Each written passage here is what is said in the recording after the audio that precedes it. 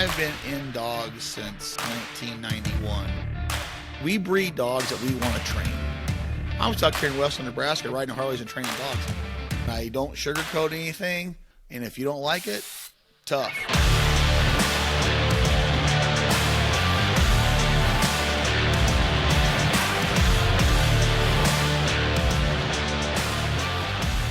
Hello and welcome to the Flatlander Kennels podcast with Chris Jobman. Tonight we're going to have on special guest and super on steroids amateur Chris Rud. Before we get to him though, how's it going, Chris? Good, buddy. How are you? I'm doing great. I've got 6 hunts, 25 teal.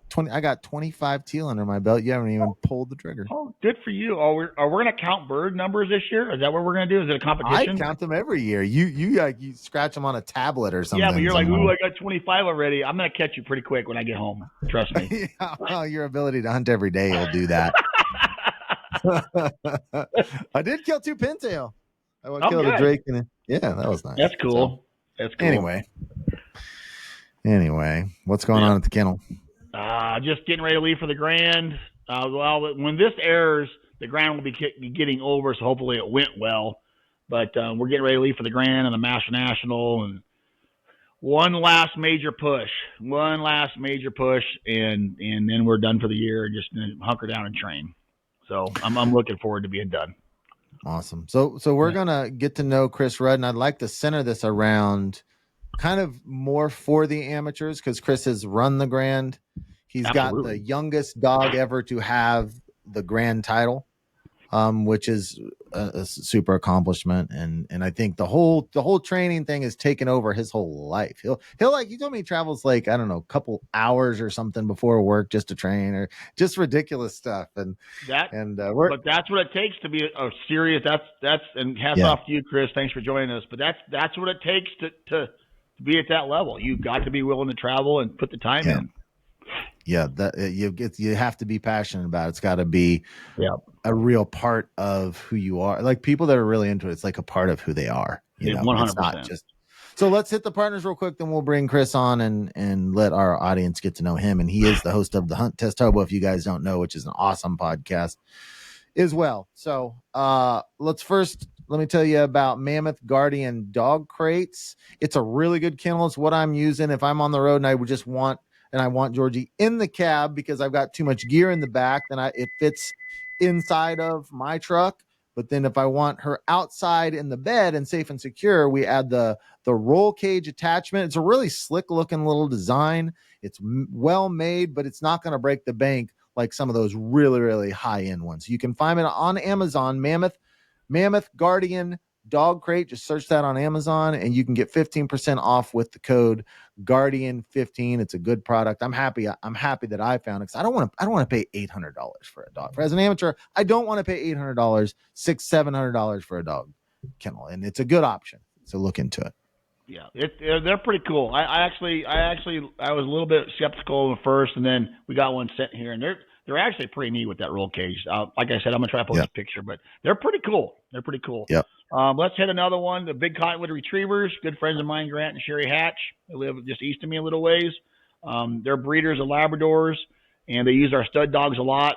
They have some litters coming up. They got a red Ember litter coming. Red is a grand champion master hunter with a plate. He's a son of Flash, and he's Georgie's brother. And they bred it to Ember, who's an HRCH master hunter. That should be a really nice litter. So if you get anybody looking for a Labrador puppy, Grant loves to talk dogs. The more that Grant answers the phone, the less he talks to me. So please call him and get a puppy. I'm busy all the time. So, but he's here every day. I'm just kidding, Grant. But no, they're great people. Give them a call. Big Cottonwood Retrievers. Awesome. All right, well, let's go ahead and bring Chris on here. Chris, how you doing, buddy? Man, that's good. It's a good night. Thanks for having me on, guys. Tell everyone a little bit just about who you are and your podcast and what you're doing with your podcast. Yeah, so I'm Chris Rud. I live in just outside of Chicago. I shouldn't say just out of Chicago anymore. I moved another 45 minutes west of where I used to live. I'm in the rural area outside of Chicago, northern Illinois, and I'm a student of the retriever game.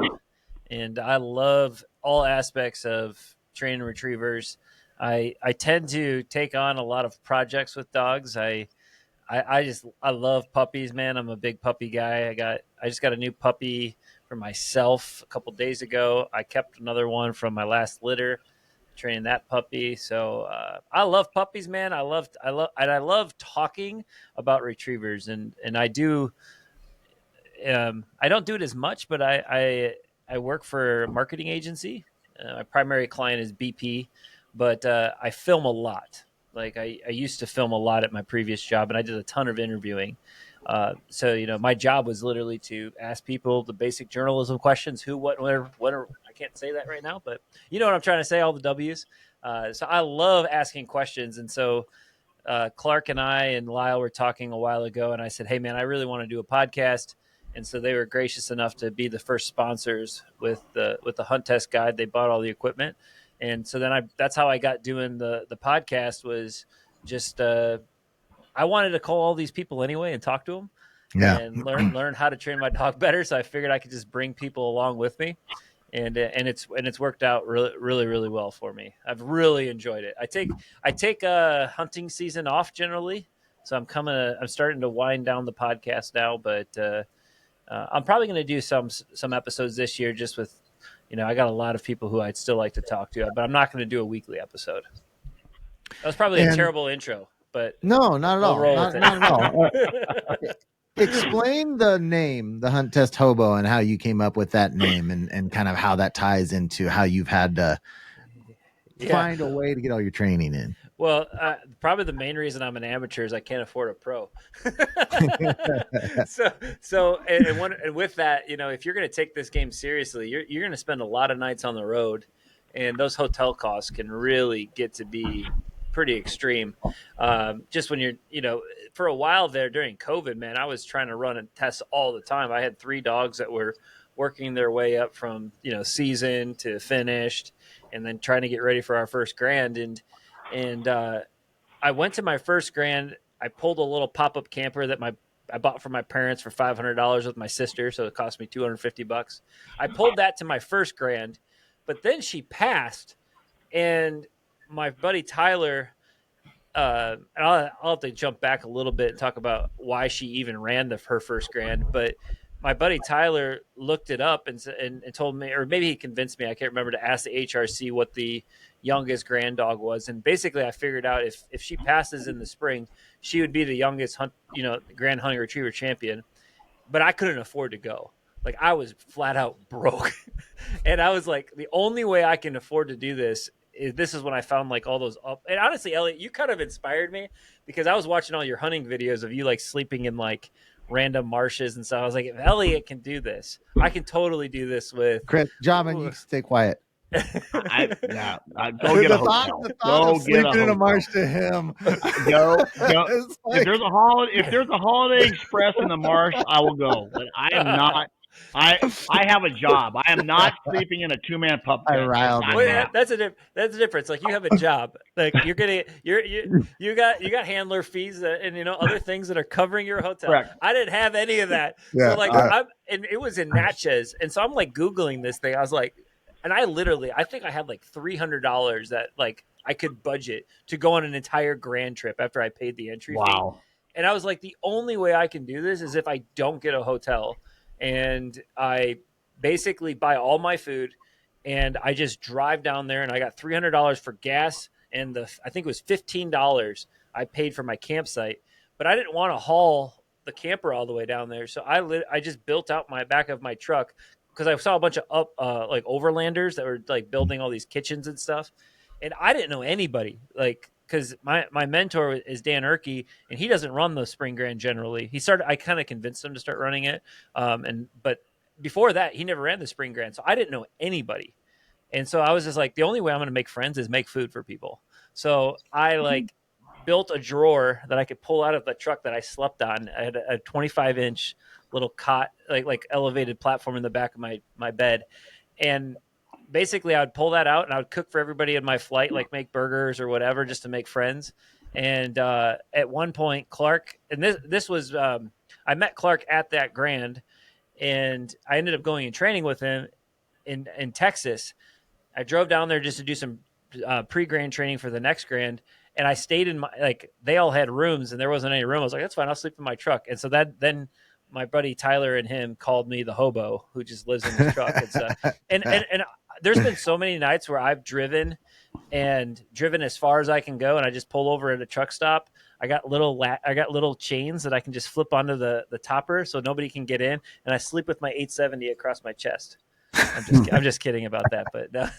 but that's the only way I could afford to do it. And I was really proud of myself. I didn't buy any food, and I only paid for gas the whole trip. And then the last day when I got to the 5th, I got invited by some people in our flight, and I paid $22 for the food I ate that day. But besides that, I went completely off grid, in a sense, to make it through that grand.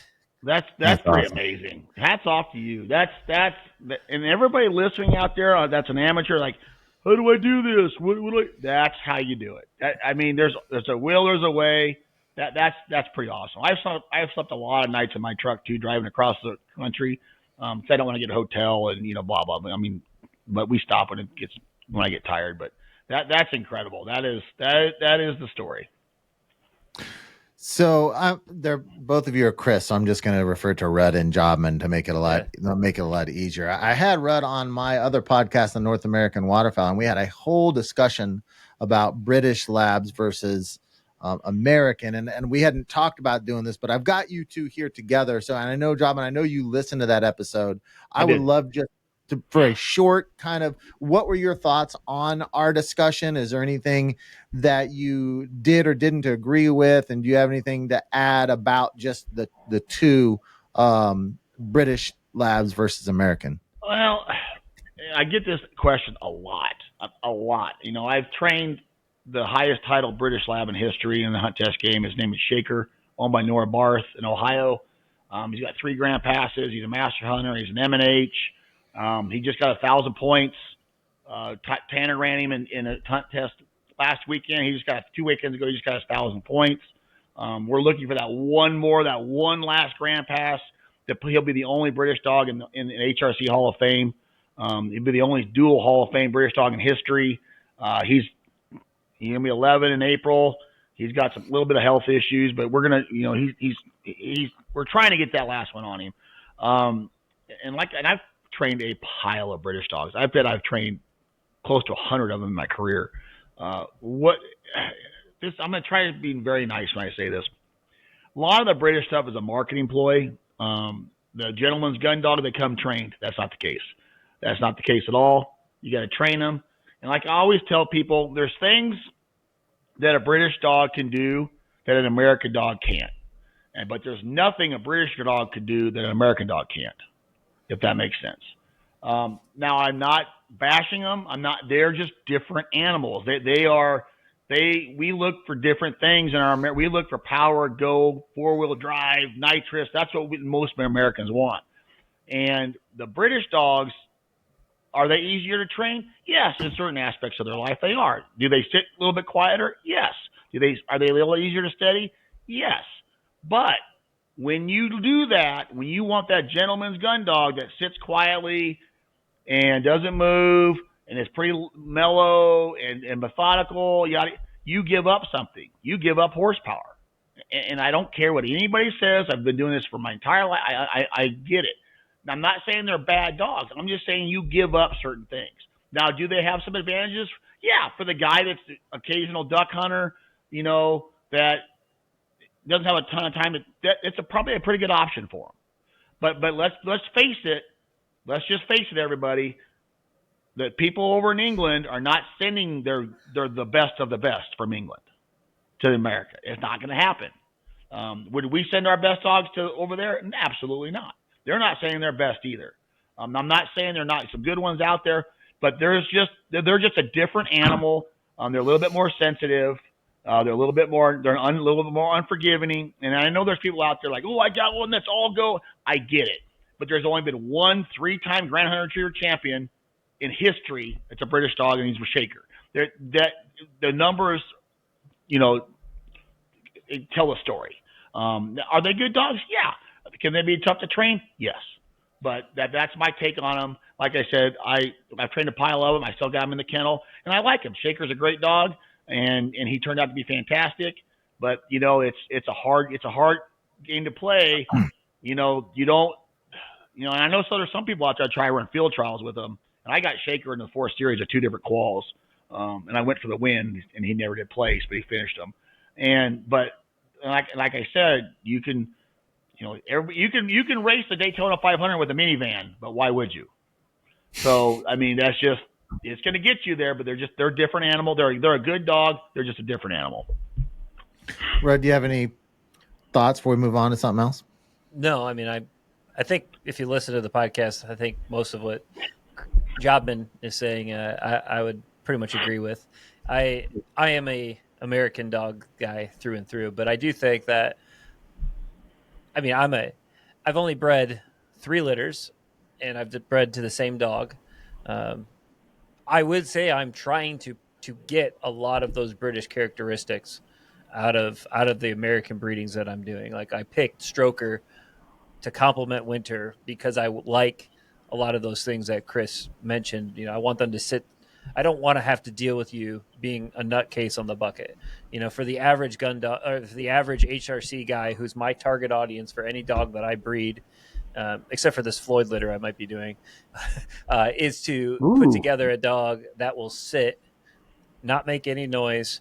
And because I have a dog. I shouldn't say I had. I still hunt with him, who was out of Fox, and I don't know if it's the Fox side of it or what it is, but he was just maintaining him all the time was not fun. I got him through the Grand at 19 months old. Not fun. I decided before that Grand I was not going to breed him.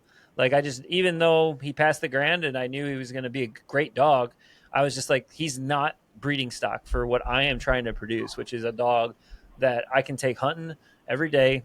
Don't even know they're there until you say their name. But when I say their name, they better have as much courage as any American dog out there. I'm not compromising on that side of things, but I really am pushing for that gentleman's kind of gun dog in what I'm trying to produce as a breeder. But they're Americans. Right.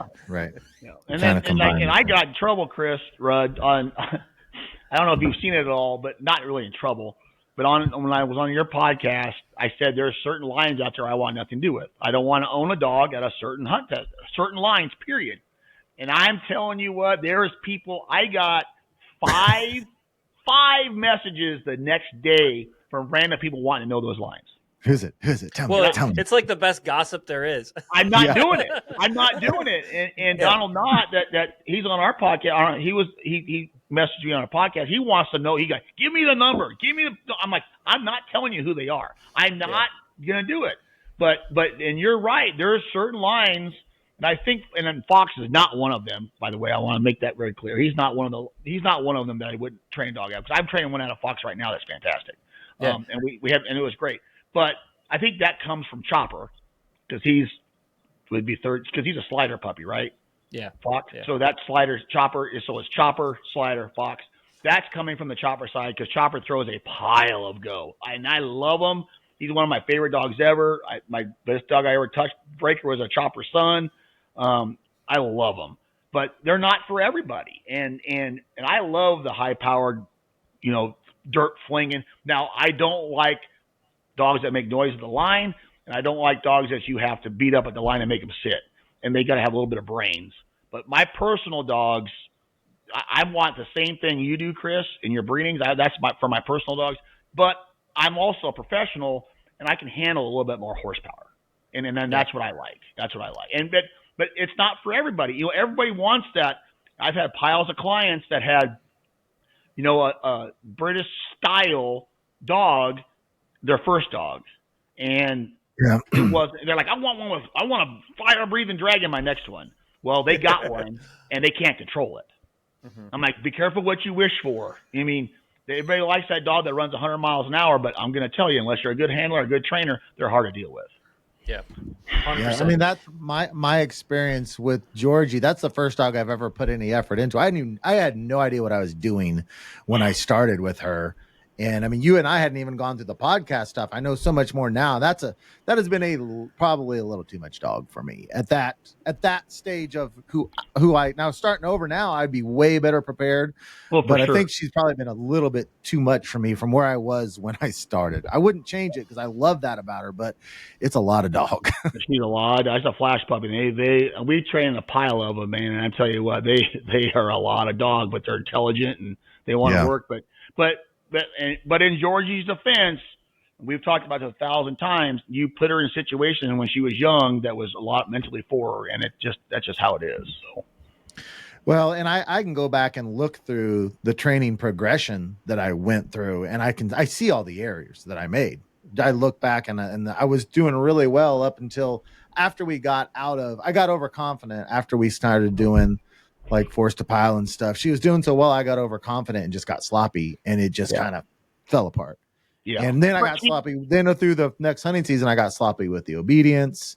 But anyway, point being, it's a lot of dog. It's just a lot of dog. It's a lot of dog. Yeah. Chris, let's transition over to amateurs at the Grand, because everything coming from Jobman and being a professional, I'm sure that he views things differently. And he could probably still remember his first few times at the Grand, but I'm really curious. Advice to your amateur trainers. First of all, what was your first experience like at the Grand, just as far as the pressure and everything about dealing with that and an amateur, and then kind of tips for amateurs in the Grand that might help them succeed better? Yeah. So there's kind of two things I'll talk about here. One is, I had no idea what the Grand really was.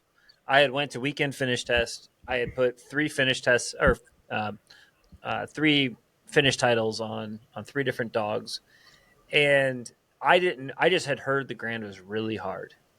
Like, that's all I had heard. And so I set up things that I thought was really, really hard. And looking back now, I was probably running like pretty serious qual stuff as HRCH, to where when I got to the Grand, my first Grand, I was actually underwhelmed. And my dogs, or at least Winter, was underwhelmed by the scenario. So the big thing is like, you can get the Grand diagrams that come from the HRC magazine, which I've learned is not accurate since I've ran a few and then seen their diagrams. But that's really what I looked at. I looked at those and said, how do I just train for a bigger than this? And that's really what I tried to do. But the only reason I always tell people, and I want this to be clear, like, you run the dog when the dog's ready to be ran. I never pushed Winter to be the youngest Grand dog. That was never my goal. I wasn't even going to run her in the Grand. I mentioned I had 2 other dogs. I had a dog that I trained for my sister, who was a nice chocolate dog. And then I had a friend's dog that I had trained, and he would help and kind of throw birds for me every once in a while, that I had trained his dog the year before. And he just said, hey, could you take her to the Grand? So I was taking her to the Grand, and this dog named Lulu, who was a chocolate. And she had got her finish title at the very beginning of the spring. She was doing really well. But then all of a sudden, like 2 months before the Grand, she just all of a sudden couldn't mark. And I was like, what in the world is going on? And I kept training her. And eventually one morning she was sleeping upstairs in our room, and I rolled over and the morning light hit her eye just right to where, like, I could totally see one of her eyes was completely clouded over. And it just hit me just right to where she had got a cataract. It was developing in her eye. And then my sister took her to a specialist, and she had lost 80% of her vision in one eye. And she was only I think 17 or 18 months old at that time. And I already had paid the entry fee, and I didn't know you could scratch a dog and get your money back at the Grand. I thought once you committed, you had committed. So I filled in Winter, who at the time was 16 months old and just had got her finish title. And I had just done it because I thought I had already wasted the money. But so I just want that to be clear. Like, I never was trying to get this title. I was just training the dog that was in front of me. And I felt like, hey, I don't know what this Grand is, but she's running really good. I'm going to just go and send it and see what happens. So I would overtrain for a lot of stuff, like train bigger than whatever you can kind of imagine in your mind. and really focus on hard bird placement. I think that's a key. And the other thing is, as an amateur, what we're really missing is drag back scent. That is a huge thing that can just eat dogs up at the Grand, because you got these you got these birds that have been thrown for days on end ahead of time while they're setting this thing up. And then by the time you get to the second day, you've already had 100 dogs run a good path to heaven and a bad path like to somewhere else. And if your dog doesn't know how to ignore drag back scent and really just be like, that bird is right there, I have to get up that hill right there and pick up that bird. And that's honestly one of the main reasons that I think Winter did so well when she was young, is she just wasn't susceptible to drag back scent like my other dogs were. Like, she was just she's like one of those pinpoint marking dogs where she's like, it's by that blade of grass and I know it's there. And I don't like, there's nothing else that's going to stop me from getting to that bird that's up there on that hill. That's a big thing. And I think the biggest thing, I shouldn't say I hosted, Abby Farbs hosted a amateur training group, and I talk about this two episodes ago on my podcast. The discipline that a lot of amateurs have in blinds is not where it needs to be for the Grand. Like, a cast refusal or scallop cast is death. Like, there's nothing more that scares the crap out of me if I get a cast refusal, because you get 2 of those, you're done. It's over. Yeah, 2 of those in a row, you might as well be calling. Some judges are a little bit more lenient, but to me, putting your dog in those super gray scenarios on a water blind with running water is something that, at least for the spring Grand, it might. I've never been to Music City, so I don't know what these grounds are like. If it's more swimming water or if it's more running water. Chris? Are you going? Yeah. You are. Little insight. I mean, this is going to air as the Grand's getting over the day, but really flat fields, moderate height of cover. Most of the water is going to be splash running water, and there's one pond that's going to have a little bit of swim to it on 1 or 2 of the birds, but most of it is down and dirty 4-wheel drive. And that's stuff that amateurs don't get to practice enough on. Yeah. That is a big thing that amateurs have to do that pros maybe don't have to do as much, because they've kind of figured out, like, hey, I've had success going to these places leading up to the Grand. I know, like, the places around me. I've curated running water, but like, I traveled an absolute ton leading up to the Grand because I didn't have any good training grounds. I lived in the suburbs of Chicago.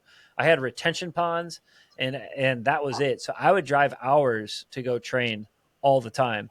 And, I developed different sort of things that would get me more repetition in a certain environment. Like, one of those examples is I have a 4-pole drill that I set up 4 poles, and I at 80 yards, and they're about, 45 feet apart. But I've trained my dogs to know when I do this drill that there's going to be 4 poles out there, and they know that this is a drill. And I would just take that blind drill and I would just move it to different terrains and different water features and different things, because I knew that as an amateur, the blinds were going to eat me alive, and I wanted generalization as much as possible in environments. So I would just travel and try to find these places to where, I'd find this tiny, tiny little 30-yard piece of running water in a park that got flooded. Okay, let's set this drill up right here and run it. Like, it was a ton of trying to overexpose as much as possible all these places. I'll never forget, there was this woods that flooded once, which it never floods. Like, the tile flooded up, and there was a sidewalk that you could run off of, and the street was 6 yards behind you. So I would literally walk down with a lead to this sidewalk, and my father-in-law, who never duck hunted or anything like that, I gave him waders and a bucket of birds, and I said, I'm just gonna yell, walk to that tree and throw an angle back, walk over here and throw this. And it was like the dog coming back, I was like freaking out, like, please don't like do anything stupid, just come right back to me. I mean, their obedience was like really solid, but still, it makes you nervous when you got cars going 60 miles an hour 10 feet behind you. You're just like really nervous. But those are the types of things, like, I just went around and I really focused on trying to find all these great places. And honestly, that's been a struggle this year, is I have beautiful manicured field trial grounds now that's 30 minutes south of me. Is that why you moved? Yeah, it is one. It is one of like you moved. Well, you moved your whole there's a family lot for of your things. training ground. There's a lot of things. So we were tired of being in a very non-hunting environment. Right. We were tired of not being in a country environment. So we're like, how far west can we? Yeah, I didn't. You guys can say it. I didn't want to say. Job, tell him what your rules for the club are. No, not doing it. Oh, I'm telling you, not doing it. Not everybody's entitled to their own opinion. I get it, but yeah, where you were living, Chris, is man. I've been there, been through there. That's rough, boy. Yeah. That's hard to train anything at. So I bring piles of geese back, and I'd be cleaning them on my tailgate, and my neighbors would be walking by, and I'd wave at them, with like pin feathers all over my hands. Hey, how you doing? It was getting pretty clear that it was time to get out of there. They didn't care for that too much. Yeah. So the only direction I can really go is west, and so I grew up even further west than here. Like my wife was from from Aurora, where we were living before, and I knew that I want a place that I can have up to 6 dogs. So I was making sure I found towns that would allow that, and it just happened to be a straight shot to Sharon's. was pretty convincing, and all of the fields. I'm in a club and we lease 90 fields, and a good chunk of them are within 20 minutes of me where I am now. So I moved even more into the heart of where I've been hunting. So, but with Sharon's now, we get it hayed twice a year. The cover is at a perfect height to hide a duck. She's got all this beautiful tech water. And I finally just 2 weeks ago said, I have to stop going here. This is so convenient and it's heaven, but I need to get into much more organic and just get into as much general, environments as I can get and not be in this kind of same place. Even though I think she has 7 different ponds, and 2 of them look totally like the Grand. They're great. They're a little bit of running water into some swimming. They're great. But I've been just traveling. I've been going down to Dan's a lot. I've been going to some other places because really I believe in indefinite handling on blinds. You have to have that really for the Grand. It's great if your dog can see a picture and really line something, but if they get 6 feet to the left in a picture that's in their head, you have to be able to cast them back on the shore, onto land, and then get them back off. If you can't do that, you're really gonna be struggling with a down the shore blind. Yeah, we talked about that on your podcast about making a dog. We talked about handle. They have to be able to change direction, and they've got to be able to handle. Or you have no shot. If you're an amateur guy that's a momentum trainer that runs the poles and buckets all the time and wants to watch your dog run straight, you're in deep trouble. Deep trouble. They've got to be able to change direction and handle. That's all there is to it. And the corridor, the corridor of the blind is a lot tighter than you think at the Grand. Yeah. And to hit that, I had a conversation today. Remember, Chris, when we talked about crossing, you have to cross the center line on the blind with Tracy. Remember that? Yeah. So I had multiple people reach out, and because he said that you have to improve your line to the blind, your line to the bird, or to you. And with to you doesn't mean recall the whole way, that sort of thing. So I had a bunch of people contact me, and they asked me about squaring your dog up on your whistle sit. And I reached out to him today, and I talked to him and said, hey, I knew the answer, but I wanted to get it from him. You called Tracy, you said? Yes, I called Tracy today. And I knew the answer, but so if you're running the Grand, and this is from Tracy Stubbs himself, the man, you can improve your line to the blind, the line to the bird, and the line to you. Now, you can square your dog up. So if you blow a sit whistle and your dog is cockeyed a little bit, and you can go tweet, tweet, tweet, tweet, and stand him up and square him up and cast. That is not a mark down by no means. Now, if you get a cast refusal after that, yes. But I'm talking about just a quick square your dog up, cast, you're fine. I'm not talking about 10 or 15 feet, pulling them in and then cast again. Now, that is allowed a little bit at the Grand, but you're going to probably be on ones. Now, he didn't say that, but you're probably going to be on ones if you do that. But if you sit your dog and you square your dog up, if you square him up, it's like tweet, tweet, tweet. All you're doing, and then casting, you're fine. That's allowed. because I had to, because a bunch of people asked me about that, because I have one dog my wife owns, Eileen owns, named Clutch, who's a really nice, big, beautiful dog, but he's a grand champion master hunter, but he's got a pile of momentum. He's out of juice, and he's got a pile of go. But he's a nice dog, but if he's not squared up looking at me, I guarantee you I'm probably gonna get a cash refusal, because for some reason in his head, his momentum, he's a really good lion dog. He's got that really strong momentum to run straight. So if I square him up and I cast him, he's good to go. Very seldom do I get a cash refusal. But if he's not squared up, I can see it coming, and I'm in trouble. So I want to make sure I talk to Tracy about that, because you can square your dog up. So that was just a little, I wanted to throw that in there because I did talk to him today about that. Yeah, and I said this on our podcast, Chris, is like calling a dog in 4 to 5 feet to break that momentum. That can be that can be your bailout tool if you 100%. Really get in a pinch. Yeah, and I've had to use it one time. Yeah, I've done it multiple times, but he did say if you do that too much, obviously that's not what you're looking for, because usually when that happens, what Chris is saying, call him in 4 or 5. When that happens, it's usually a cash refusal before you do that, right? So now you already got a cash refusal. Then you call him in. So now, but I'm just talking about blow the sit whistle, the normal sit whistle, square your dog up, cast, you're good to go. But like you said, don't be afraid if you're at the Grand, if it's going bad. Now, don't wait 2 or 3 cash refusals before you do that, because then you're done. You're done. You're out. Now, if you get 1 cash refusal, maybe a second cash refusal, and in your mind, hey, a third one's coming. I can tell it's going to happen. That's when Chris is saying, hey, call that dog in 4 or 5 feet and then cast. Now, leave it up to the judges whether you pass it or fail that. But you're going to get a cash refusal. You might as well call them in and take your chances, because your next one you're out for sure. I almost would never even wait for the second refusal. If I get 1 cash refusal and it's with a clear defined factor that they're sucking into, I'm doing that recall automatically, because I think even Tracy said it on the podcast that you guys did.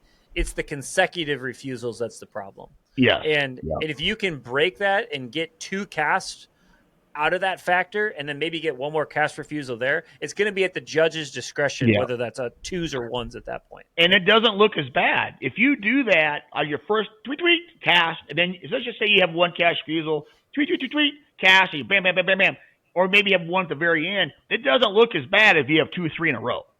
Yeah, you know what I mean. It doesn't look consecutive as bad. Is death. Yeah, death for sure. So, Rud, how many dogs do you have going to the Grand this year? 1. And which one is that? It's Winter, the same one that. Okay, it's Winter, same one. Yeah. But so she's going for her 5th pass. Yeah. You own 6. Yeah, I have to count all the time, because I buy dogs all the time and train dogs, and if I don't think that they're exactly what I'm looking for, either for myself personally or my breeding program, I'm selling them. So like right now, I have a dog that's out of Grady. That I think is a really nice dog. Like I think he can totally be a Grand Hunting Retriever champion. Just a lot of the quirks that he had as a younger dog just doesn't really fit what I want from a breeding program. And there's so many good males out there. I honestly have just decided I'm not buying any males, because why would I? I can train great females as an amateur, and I got to make some money on some of this because it costs so much that the females are the way I do it, but I'm super selective on who I keep. So I think I've sold over 75% of the dogs that I've bought that just didn't fit the program, and they're out. So I have Winter, who's running. I have Rex, who passed the Grand at 19 months old, had a hunting accident, can't hear anymore, can't run the Grand, had a Derby jam, was a really nice dog. Like he totally was going to be like that dog I was going to chase the SRS with. I probably wasn't going to breed him, but he was going to be a dog that I just got to play with. Now my daughter runs him. I have Autumn, who came out of my second breeding with Winter to Stroker, and she's really nice. Like I really think she's going to be a top shelf dog. And then I kept another dog out of this last breeding, the 3rd breeding to Stroker, and I'm training that dog. Probably just going to sell that dog to one of Clark's clients.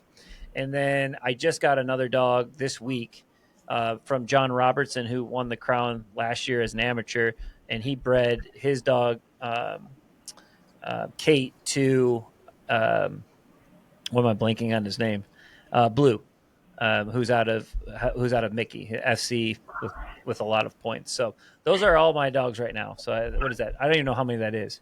Is that 6? I So think why it are is you 6. only running the one? What's your plan with the different Well, dogs? Autumn's 11 months old. Like she could probably, she doesn't know how to swing with the gun because I'm training her for derbies. But we ran her on 3 of the grand setups that we did as a triple, and she picked them all up and ran blinds that were 2. Like she's totally capable of doing the work. She's just not mature enough yet to run that, and she's only ran 1 season test. So like she's not even qualified to run it. And my focus is derbies with her. Rex can't hear far enough, and then the other 2 that I talked about are 8 and 9 weeks old, so they got time. And then right. Jimmy, I'm selling Jimmy. So yeah, you do the same thing I do, Chris. I don't, as a professional trainer, I don't do average. You can't own average. If I don't like them, they're fine dogs for somebody else, but I'm looking for something different. It's like if you hire, if you're a personal trainer and you're fat, you're not a very good personal trainer. If you're a pro dog trainer and your dogs are very average at best, that's not good either. So you got to have the cream of the crop and that sort of thing. But I'm with you. I'm really, really selective, and there's certain aspects I love about dogs. There's certain I don't, and I won't put up the ones that I don't. Like I can't stand dogs that have lack of effort. It drives me bonkers. I can't stand it. And people, dogs, me, I can't do it. And making noise in the line, I can't stand it. Now the creeping and the steadiness, you can curb that a little bit, but there's some dogs that just hard to do. But I'm with you. If they're not fitting it perfectly, I'm out. I'm out. I enjoy training. So like, I ran a finish test this spring, I ran a Q this spring, and then I ran a finish test this fall. That's all I've ran. Wow. I have trained every day. Yeah. Pretty much. Yeah. Like maybe 2 days a month I didn't train because of, family stuff. But I like training. I love training dogs. It's like if you don't love training dogs, it's really hard to do this game to the level that I'm trying to do it at. Yeah, I wish my business and my life was about training dogs. Mine is training dogs, being a psychologist, being a psychiatrist, being a mechanic, and it is everything and in between. And if it was just about purely just training dogs, it would make it more enjoyable. But I tell you what, you're blessed that you don't have to deal with clients and not all of them, but most of them are great. But it's a lot on you. My phone goes off at 3:00 in the morning sometimes. I text, "Hey, how's Sparky doing?" I'm like, "Are you serious?" 3:30 in the morning. Like, well, I was up. I'm like, well, I'm not.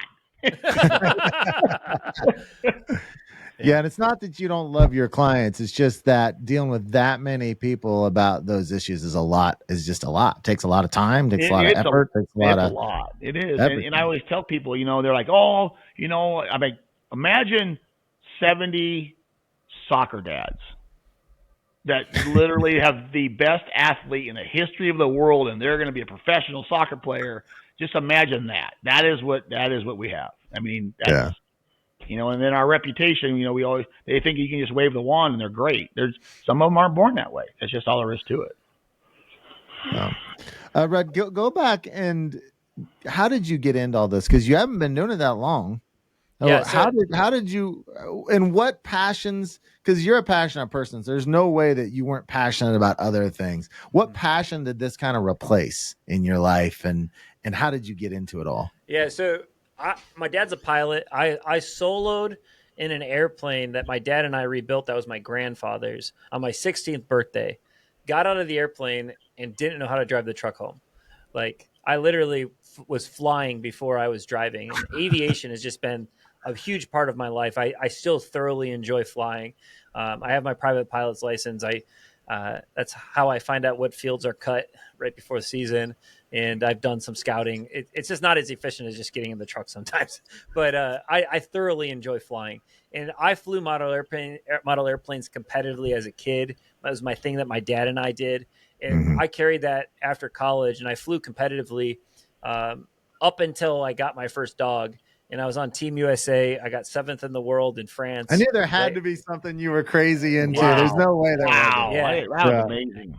And honestly, like that's where I learned to practice. Like I mean, I was a collegiate athlete. I wrestled. I won state in high school. Like I've been always just super driven, but I really learned to practice and be coached flying airplanes because like it's precision aerobatics. Like there's a certain like standards you have to fly within, which sounds sort of similar, to a hunt test, And I had a great couple of coaches that lived nearby that would take their time and go and coach me, and I would just take their feedback. And so when I got into the dog game, which was my grandfather, who was probably, I think he was like 86 or 80. I'd have to actually look this up because people ask me this all the time. He 85 plus, he's getting up there. He's 92 now. And I took him on his last hunt last year. Well, I never went duck hunting. I was deer hunting. My parents have a little bit of property I can deer hunt on. And we were at like some family event, and I was just talking to him. I said, "Hey, you still duck hunt?" And I think it was because I saw on Facebook an old Duck Dynasty episode. And I was like, just thinking about duck hunting in the back of my mind. I was like, that kind of looks like fun. And he said, yeah. This is the opener. Let's, come out there with me. And I said, all right, great. And he called me the night before. She's like, did you buy a license? I was like, I'm not shooting. I just want to sit with you. And he's like, no. Go get a license. So I went and got a license. He brought me a shotgun, never shot before. And this woody flew left to right. And I stood up and I shot it and smacked it.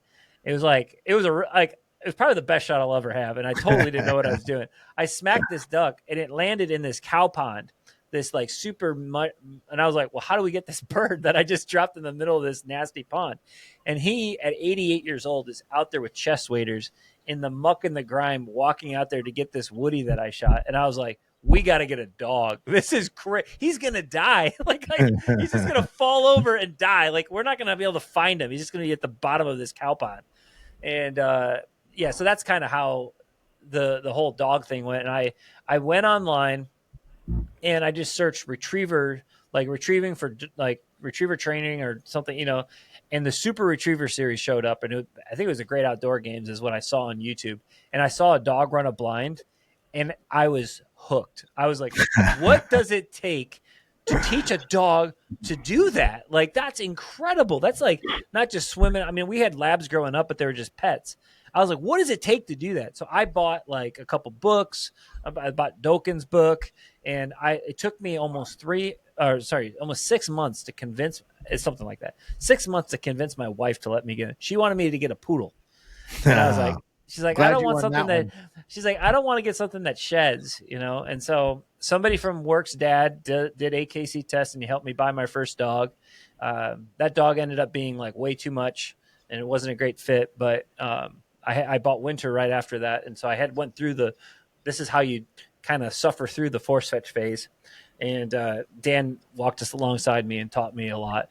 And then Winter was like, well, then I was hooked. So then I'm trying to my wife won't let me get any more dogs. So I convinced my hunting partner to buy a dog out of Mason. And at the time, Mason had a bunch of grand passes, but he hadn't done much in the Crown or anything yet. So Mason, and it was out of a female that was bred to dude. And she had no titles, but she was out of dude. So I felt like, man, that looks like a good pedigree. So I convinced him to buy her, and I trained the dog as my first dog to learn how to train by myself. But he would kind of help out, and he would hunt with her. I didn't have as much time as I really wanted. But then my sister, I wanted another dog. So I was like, who else can I convince to get a dog? So I convinced my sister to buy a dog. And then after that, after I and so this is all, so these dogs, I think are like 7 or 8 months apart. Like I just kept going down the line. I was like, I need another dog. Because like I realized really quickly, wait, you set all these wingers up and you do all this crap to run for 6 minutes. For 6 minutes, I was like, this is stupid. I need more dogs. So I bought I gotta find pictures of it and post it. I bought the most hobo trailer possible. I mean, it was like one of those Harbor Freight, like, collapsible, trailers that you can like put in like the corner of your shop. Somebody had built that with a plywood box and 4 holes on it. And I was like, I got to figure out a way to haul these dogs around. So I drove up to Minnesota in a snowstorm and picked this thing up for like $300. It was not safe. Like it was so stupid.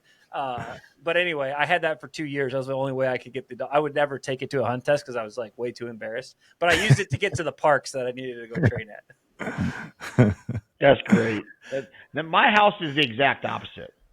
I get Wiley's like, "Can I have a dog?" No. Can I have a dog? No. Can I have a dog? We have too many. I'm the one saying no. I'll tell her, "Hey, I need a puppy." She's like, "Okay, where are we gonna get?" I'm like, "No, you're not." She wants a Saint Bernard. Now she wants a Great Dane. Now she got corgis. Now she got a lab. It's wild kingdom here. I'm like, no. Our house is exact. I'm the no. She's the yes when it comes to dogs. How many dogs, Robin, do you and Eileen together own? I have no idea. Non-client dogs. No idea. I don't know. 12. How many of the 8? How many of the 30 dogs you're taking to the Grand are you? How many? Are you serious? This is the number I heard for the very first time. Are you serious? With the corgis, we have 17 dogs. I didn't know that until this moment in time. Anybody who wants to buy dogs, call me. Cheap. Like we only have 4 or 5. We only have 5 corgis. We have 1 puppy who needs to be sold. But we have 5. So we have 12 Labradors and we have golden too. That number is ridiculous. We're downsizing. This is turning into a therapy session for correct. If I was a big drinker, I'd be chugging some booze right now because that's too big of a number. That's terrible. So how many of those? You buy them for $2,000 to $3,000. How much money you got invested in all these dogs? Okay, you can stop. Thanks for coming, Chris. You can stop. I'm doing it in my head right now. I'm about to puke. I mean, it's $100 a month to own a dog, right? At least. Oh, easily. Put that number out there. That's ridiculous. That's what really changed after our first litter. Because there was a struggle between my wife and I. Was like, I believe in this. Like, I believe this is going to be great for us. She doesn't understand any hey, this dog's really good. Like, I'm not just saying that. Like, she's really good, and like people are going to want her puppies and stuff. And my wife was like, yeah. I'll never forget that litter went home, and I had like a whole bunch of cash, and I gave it to her. Her whole mindset changed. She's like, oh, let me do the vet records. Let me do all this. And it's like, it became from like a me thing to an us thing, like instantly. It was awesome. That's a good story. That's pretty good. So you gave your wife cash. That is your first problem. No, I showed her. I let her. You showed it to her. Okay. and then we just put it somewhere in the house. And then anytime she wanted to do something, I just kept feeding it slowly. Like, you want to go on this vacation? Here's $1,000. You want to go do this? Here's this. That's perfect. That's what my wife does for me. It's like, here's $10. Here's $10. Here's $10. Yeah. Oh my goodness. Oh, that's great. Good thing she doesn't listen to my podcast. Mine's running around the house right now listening to this, so I'm getting glared at here and there. Oh man. So that's Chris, fantastic. tell me. I got a question. Who's in your mind? Just who's the dog that you watched for the first time and you went, holy moly! Like, who's your favorite one to ever watch? Like, you actually watched the dog and you went, holy crap, that's unbelievable. I can't remember one in person, but when Dude won his second crown, there's a YouTube video of him and Steven and him, and that was when I was first getting into it. And it was like I have to watch it again, but it was 5 birds thrown from it was the 5th series, so it was a Hunt Savvy test. 5 birds are thrown, and they were retiring into like layout blinds. I mean, it was like nothing to mark off of, and Dude just went out there and face planted. Like, I think he scored like a 6 or something with a blind or something. That was when I was like, how in the world does a dog do that? Like, it blew my mind. So Dude, that was the thing that I watched that I was like, this is another level. And I didn't know who Steven was. I didn't know anything. I just saw that dog do that because it was like the Super Retriever series had posted like, and there was like an interview that Steven did with Dude, like, couldn't get out of the hotel. It's like all the sap stories were built into this thing. I mean, it's true. I mean, these dogs are another level, but for him to like come alive and just do that at his age was like really really impressive. Yeah. Steven, he summered here one time, and I got to watch Dude and Bobo and all them dogs he had get built here. That was pretty cool. Mine was Brian Check owned my very, very first grand. So I trained with Bill Autry my very first grand. I got to watch Cody run and all them dogs. And he's a great dog, but I was a little underwhelmed. You know, I was like, I didn't know what I was like you. I didn't know what the hell I was doing. I went to my first grand by myself. I met a buddy down there. But I trained with Bill Autry for the first time, and I saw Cody. I'm like, oh, this is a great dog. But the one that really caught my attention was Super Shooter, who Brian Check ran. And for some reason, I'll never forget watching him go across a water. It was splash water. It looked like a damn go devil. I mean, it was unreal. And I don't know if he passed that grand or not. And since then, I know we've had dogs here that are just as good, if not better, than Super Shooter. But for some reason, that dog in my mind, I will never forget. I'm like, who is that? Like, what is that? I want that right there. And I was running a golden retriever, a female golden retriever, my first grand, just one female golden retriever by myself. And I saw that dog run. I'm like, who is that? I want one of those. And I bet you that's probably why I have the dogs that I own that I do, like the Flashes and the Jets and the dogs that got the high power, because that's what I saw. Yeah. I'm like, I love that. Like I had Rex, that fox dog I had was like that. I mean, unbelievable. You know, he was a big boy, and I like big dogs because I'm mostly shooting Canadas up here, so I don't want something that struggles to bring. I mean, I want a dog when I'm goose hunting. Get out there, get back. I don't want you because like we have waves of birds that are coming. I want get in, get out. I don't want any fiddle farting here. So I like big dogs. So that's one of the other reasons I really liked. I like Dude because he's a bigger. He's a big dog. But I love when we're training and I set something up. I'm like, there's no way a dog is going to pick this up right. And then they do it. Like, I love those micro moments like that. Like, oh my goodness. Like there's a specific mark that we run at Sharon's that I just taught Winter like 2 years ago that it took me a while to teach it. It was, an 80-yard entry. You have to just barely cut this corner of this finger. Like you hit it at the base of the finger, you get the water, then you have to get out. You hit another finger that's angled, and then you have to swim down the shore for like another 100 yards. So it's like a 300-yard mark. And then you have to exit out just right and pick the bird up. And it takes there's so many layers to that mark that it takes to teach a dog. And then when they finally put that together and they do it, then they make all the right decisions, man, it's like, wow, that is crazy that we can teach these dogs to handle that and do that. Like, it's so impressive. And sometimes it's just like you run that triple and that's really challenging and they front foot everything. You're like, I don't even know where these birds are. Like, how do you do that? Like, that's incredible. Yeah, it's not like they just fell on it. Like, they slow down like 3 yards in front of it and are doing like the and they put their head on it. It's like, wow, it's like that's what makes me do this every day. Yeah, I like the process. I like the process of them. I like the building process of them. I wish I could. I've told this to Tanner and everybody. I said I wish I could stay home. And I had two trainers. One runs HRC, one runs AKC. Send them off, and I stay home and just build babies. Once they come out of force reg, give them to me, and I want to build the babies. Never travel again.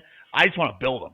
Like I love that process of building them, and then let everybody else go run them and hit the road. But that would be if I could build my business like that, I would probably do that. Just I'm not a young man anymore, and the traveling is tough, but I would love to just build them and let them go run them. Honestly, I like the process. Yeah. Oh yeah, for sure.